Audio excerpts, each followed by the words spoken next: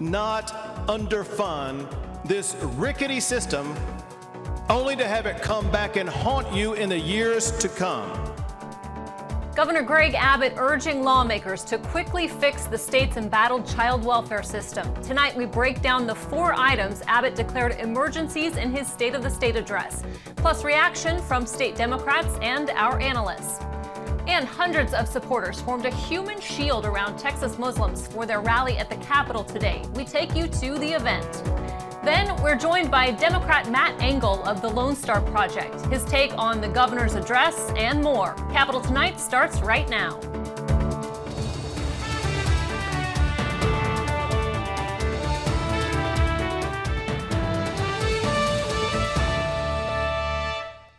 Thanks for joining us here on Capitol Tonight. I'm Karina Kling. We are moments away from President Donald Trump announcing his Supreme Court pick to fill a vacant seat created by the death of Justice Antonin Scalia. The president is set to unveil his pick during an address from the White House. It's one of the most consequential moves of Trump's administration so far, and his decision could have ramifications that outlast his time in office. 2 finalists are reportedly in Washington tonight. Federal Appeals Court judges Neil Gorsuch and Thomas Hardiman. The judges were appointed by former President George W. Bush. They've been on President Trump's shortlist for some time now. The Supreme Court vacancy has been waiting to be filled ever since Justice Scalia died suddenly of a heart attack on a West Texas ranch nearly a year ago. And the president is walking in now. We're going to take you to his address where he is set to pick his Supreme Court pick. Let's listen in.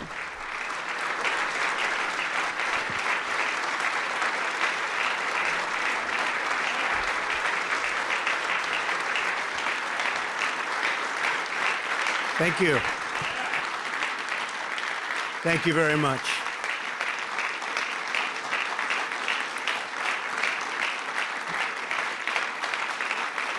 Thank you. Thank you very much, ladies and gentlemen. When Justice Scalia passed away suddenly last February, I made a promise to the American people. If I were elected president, I would find the very best judge in the country for the Supreme Court.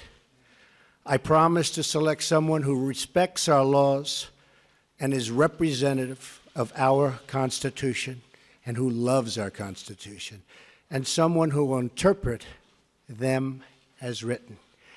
This may be the most transparent judicial selection process in history.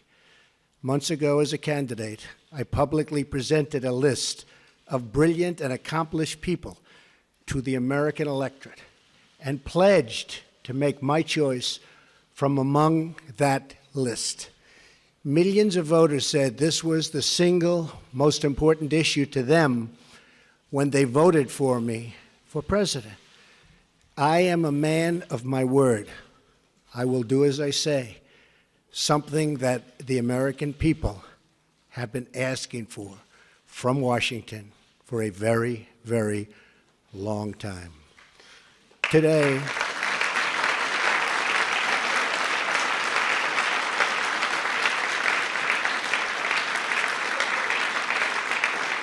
thank you.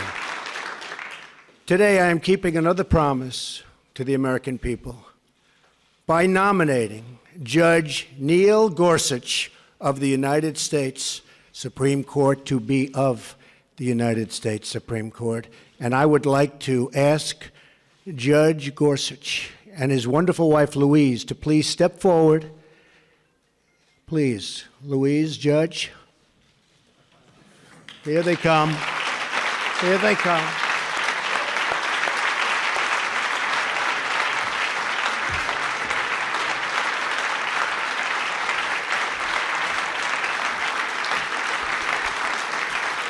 So was that a surprise? Was it?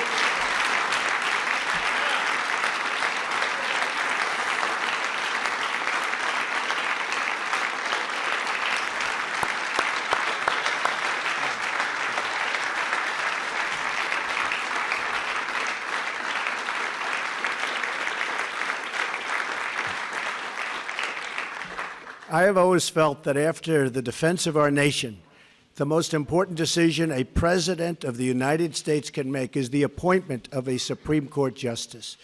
Depending on their age, a justice can be active for 50 years, and his or her decisions can last a century or more and can often be permanent. I took the task of this nomination very seriously.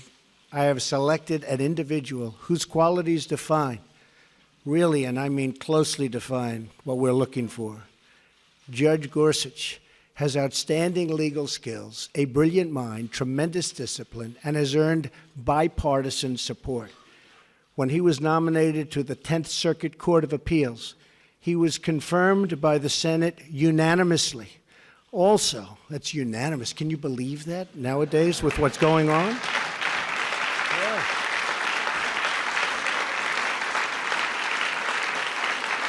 Does that happen anymore? Does it happen? I think it's going to happen, maybe again. Also with us tonight is Maureen Scalia, a woman loved by her husband and deeply respected by all. I am so happy she is with us. Where is Maureen? Please stand up. Thank you, Maureen.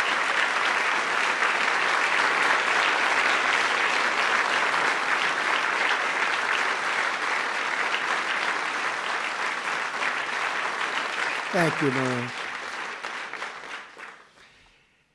She is really the ultimate representative of the late, great Justice Antonin Scalia, whose image and genius was in my mind throughout the decision-making process. Not only are we looking at the writings of the nominee, and I studied them closely, but he is said to be among the finest and most brilliant, oftentimes, the writings of any judge for a long, long time. And there you have it, President Trump announcing his pick for the Supreme Court to fill the seat left vacant by the death of Antonin Scalia, praising the former justice there. Neil Gorsuch, 49 years old. He currently serves on the U.S. Circuit Court of Appeals in Denver. Gorsuch would be the youngest Supreme Court nominee in a quarter century. We will have reaction from our political analysts a little bit later in the show. But meanwhile, in Texas today, Governor Greg Abbott laid out his legislative priorities and told lawmakers to immediately get to work on 4 items he deemed emergencies. The governor also ordered a state hiring freeze through August. Abbott says it's meant to help counter the less than rosy budget estimate lawmakers are working with this session. Our Max Gordon joins us now to break down those 4 emergency items. Max, take it away. Well, those 4 items are overhauling child protective services, ethics reform, banning sanctuary cities in Texas, and a convention of states. Now, the legislature doesn't normally vote on bills in the first 60 days of the legislative session. However, emergency items from the governor give the early go-ahead, and Governor Abbott sure gave the legislature a lot on their plate for this session. In a packed House chamber, Governor Greg Abbott opened with a statement no Texas lawmaker would likely disagree with. The state of Texas is exceptional. But when it came to the governor's policy priorities for the 85th legislative session, many items were drawn along party lines. As we go to work to build an even broader path to prosperity for everybody in this state.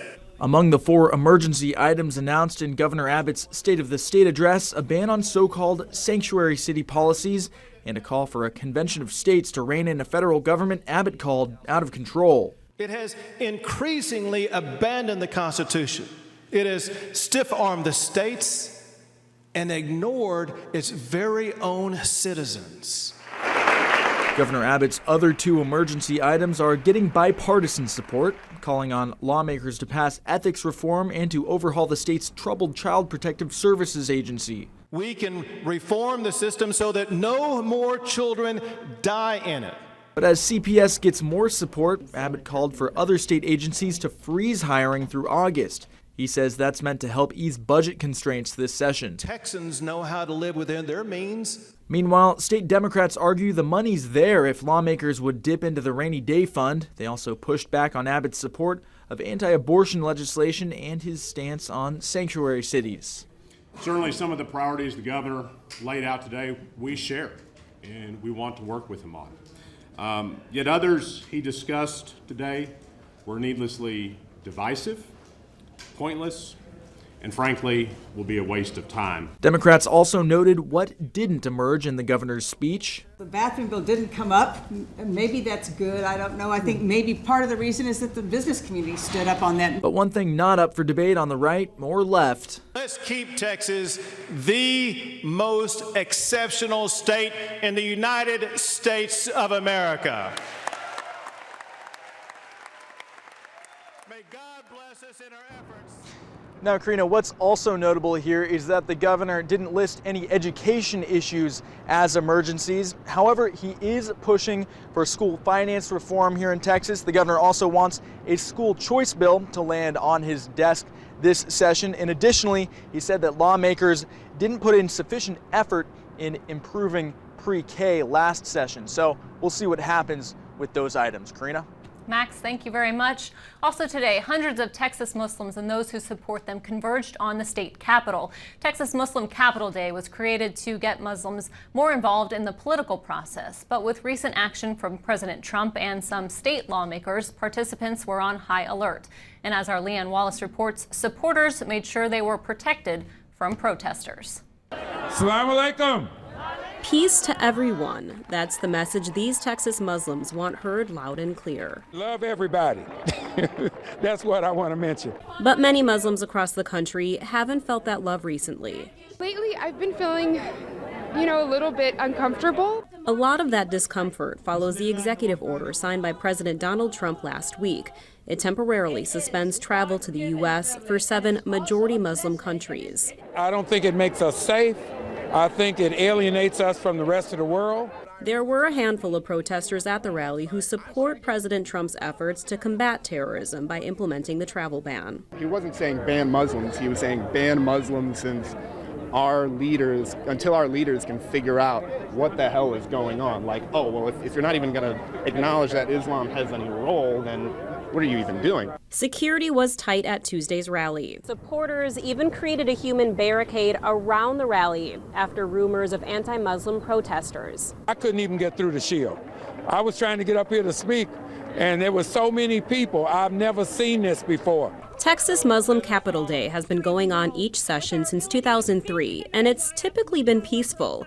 That wasn't the case 2 years ago. Islam will never dominate the United States, and by the grace of God, it will not dominate Texas. But moving forward, Muslims and their allies hope that the religious freedoms this country was founded on will apply to them as well. The Quran says to return evil with love. At the state capitol, Leanne Wallace, Capitol Tonight. Freshman Republican State Representative Kyle Biederman recently drew criticism for sending out a survey asking Muslim leaders about their beliefs. His office prepared a statement for those stopping by as part of Texas Muslim Capital Day, saying in part, quote, "I am against any discrimination based upon religion, race, or gender. Civil rights should be protected for all citizens of the United States. A secure border is not just good, but necessary for both immigrants and citizens in a thriving democracy." Up next on Capitol Tonight, our political analysts weigh in on President Trump's pick for the Supreme Court, plus their take on Governor Abbott's State of the State. We'll be right back.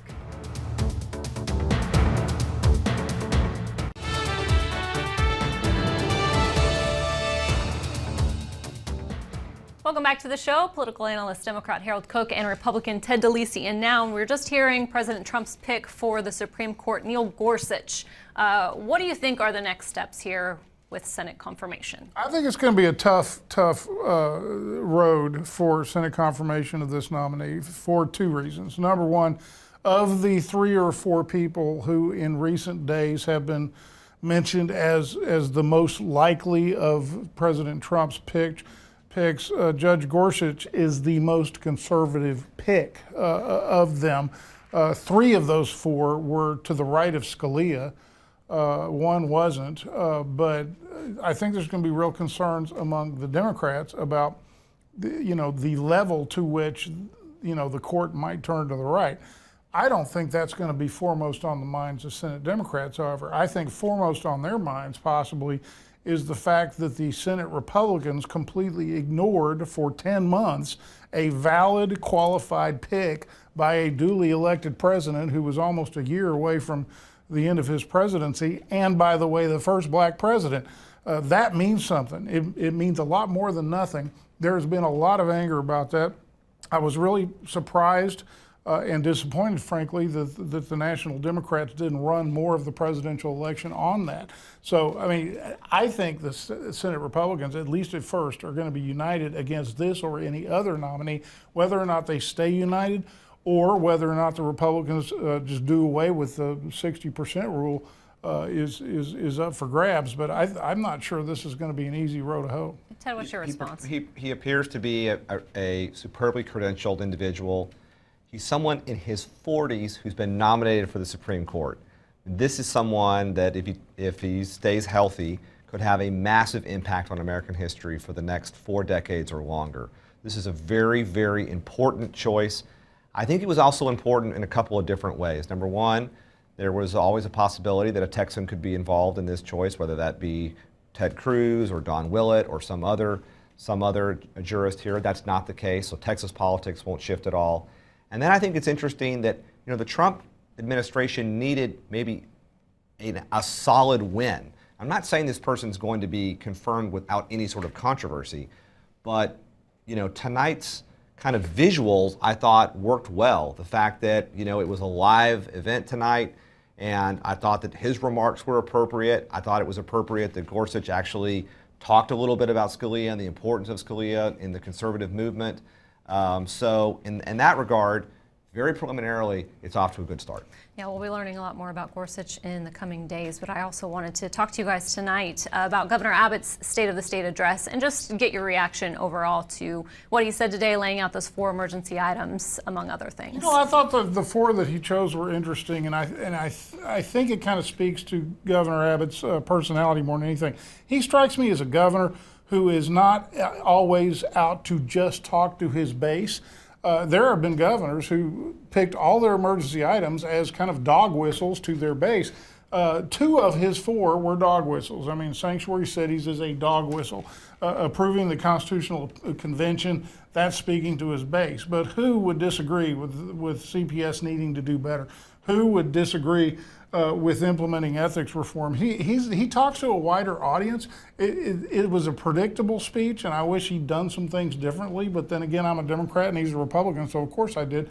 You know, look, any pressure we can bear on CPS reform especially is a good thing. I think CPS reform, Convention of the States, sanctuary cities, and ethics, you could maybe see some of those coming, you know, kind of in order of priority, particularly ethics from last session not getting done. To me, the interesting parts of the speech were, 1, Abbott's comments about pre-K, where I think he encouraged the legislature, some would maybe even say admonished the legislature to do a better job of him on pre-K. And the second was a statewide hiring freeze, which even now we learn even applies to universities. It's designed to save $200 million. So, you know, it's an interesting thing. I think kind of the subtext of that is now the governor has laid out his agenda. Of course, an emergency item can be taken up in the first 60 days of session, and other issues can't. So, I mean, the governor's power is always a little higher at the beginning of session, and of course, at the end of session, when he has that veto pen, then his power becomes even greater. We'll continue to talk about these items. I'm sorry that we're out of time. Things are running tight tonight. But guys, thank you very much. Of course, we'll continue to talk more about the state of the state and all of those emergency items well into the next couple of weeks. Still ahead, Lone Star Project Director Matt Engel joins us to give us his take on Governor Abbott's State of the State address and more. We'll be right back.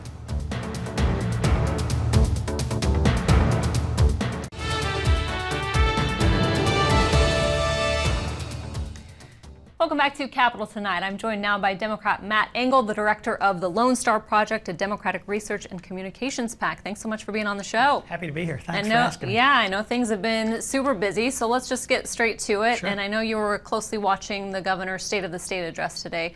What stood out to you? Well, what struck me was that the governor laid out a series of things that would really add up to his failures. Particularly interesting that he drew attention to the Child Protective Services, which is really one of his biggest failures. He took on that to fix just several months ago, and now has admitted defeat and turned it over to the legislature. And keep in mind that this problem at the Child Protective Services, where literally children have been abused and died, happened while he was an Attorney General, when should have been providing oversight and really enforcing some of the regulations that come into play with Child Protective Services. So it surprised me that he highlighted one of his biggest failures. Do you think that, you know, in what he's saying and trying to give more funding, that there is going to be, and obviously we've already seen a good bipartisan push to get these measures passed, though? Well, it's only bipartisan because he's been forced into it. Remember that he didn't do a thing about Child Protective Services until the media detailed children dying. And there's another important thing. His Attorney General, Ken Paxton, right now is in court spending Texas taxpayers' money defending the system that resulted in those children dying. He should call on Paxton immediately to drop that lawsuit, stop spending taxpayer money defending a bad system, and use it to make the Child Protective Services better. I also wanted to discuss, just because we heard state Democrats in their response to the governor's address criticizing Abbott for not denouncing some of the president's recent actions that have or could directly affect Texas. I'm sure you were critical of that as well, but just in terms of what we've seen, I mean, the proposed import tax, or at least the talk about an import tax on those Mexican goods and various things that could harm Texas or could potentially have an effect on Texas. Well, it's extraordinary. The president proposed a 20% tax on goods coming from Mexico, which would be paid by Texas taxpayers. They say it'll cost Texas taxpayers about $16 billion. A $16 billion tax bite on Texans, and Greg Abbott didn't say a word, John Cornyn didn't say a word. So you're calling on them to say something. Absolutely. They should stand up and do something on behalf of the Texans. I mean, it was a straight kick in the teeth for Texas taxpayers, and a governor who said today that he hates taxes, that the only good tax is a dead tax. Well, he did nothing about killing a border tax. I know we've been calling on them to get some response too, so we will continue doing that. What else are you guys keeping an eye on this session? Well, we're going to pay close attention to what they do in terms of the budget and how they spend it and what the priorities are. It was extraordinary today that the governor called on fully funding the Texas Enterprise Fund, yet didn't talk much about education at all. I mean, he wants to put corporate welfare on hyperspeed, but is really slow about dealing with things like education and preparing Texas children so that they've got the opportunity to make a living going forward.